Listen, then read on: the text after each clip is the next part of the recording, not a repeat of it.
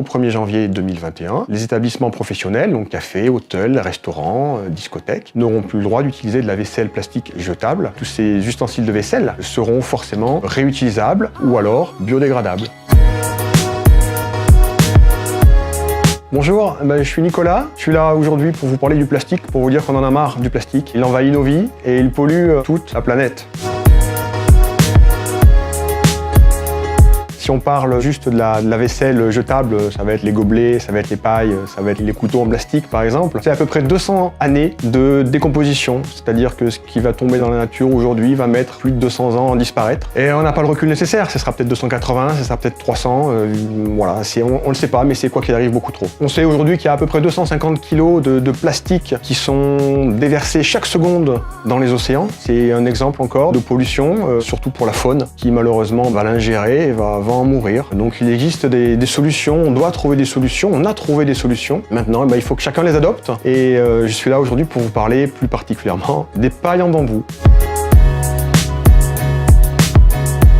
Donc les pailles en bambou, vous en avez quelques exemplaires ici. C'est du bois, c'est du bambou, c'est 100% naturel. Elles sont lavables et réutilisables, c'est-à-dire que quand vous en avez une chez vous, vous pouvez la garder 5 à 10 ans. Vous la lavez à l'évier ou au lave-vaisselle, vous la faites sécher à l'air libre. Et puis quand elle sera abîmée, cassée dans quelques années, vous la mettrez dans votre compost. Et puis elle va se décomposer dans la nature, tout simplement.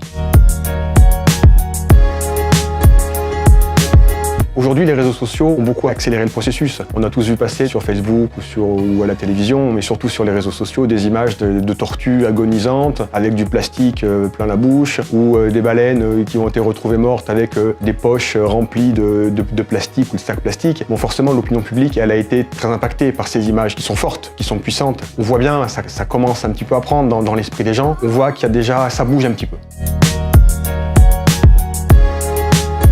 Il faut savoir qu'il y a à peu près 300 milliards de micro-fragments de plastique qui aujourd'hui se baladent en Méditerranée. Donc c'est des plastiques, ça va être des bouteilles en plastique, ça va être des gobelets en plastique, ça va être des pailles en plastique, qui avec les vagues, avec la houle, avec le vent, vont se décomposer en tout petits morceaux, c'est ça que les poissons vont ingérer. Donc ces pailles en bambou qui sont là, si demain il y en a une qui tombe sur la plage, ou si demain il y en a une qui tombe par-dessus le bateau, c'est pas grave, elle va se décomposer dans le temps, c'est ni plus ni moins que du bois, donc le bois il disparaît en quelques années. Et quand on en a dans la maison, ces pailles, on les garde, et quand elles sont abîmées, on les met dans un pot de fleurs, et puis elles vont se décomposer en quelques mois, et puis faire de la terre, faire du compost.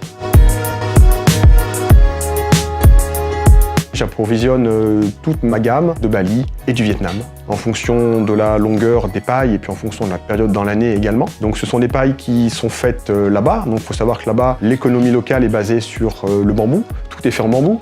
Les maisons, le mobilier, les échafaudages, déjà les couverts, ils utilisent des couverts en bambou, et on saisit l'opportunité de vendre leurs produits en Europe. On en est loin. Le bambou, chez nous, on en a tous en tant que plante d'ornement dans nos jardins. Là-bas, le bambou, c'est la plante qui constitue vraiment l'activité économique. Déjà, le bambou, là-bas, ils ont un climat propice à la pousse du bambou. Le bambou, là-bas, peut pousser d'1 mètre par jour. Donc, il n'y a pas de forêt de bambou. En saison humide, le bambou, la tige, elle n'existe pas le matin. Quand on rentre le soir, elle fait déjà 1 mètre. Donc, on est très loin, on est vraiment très très loin d'avoir une gestion compliquée du bambou.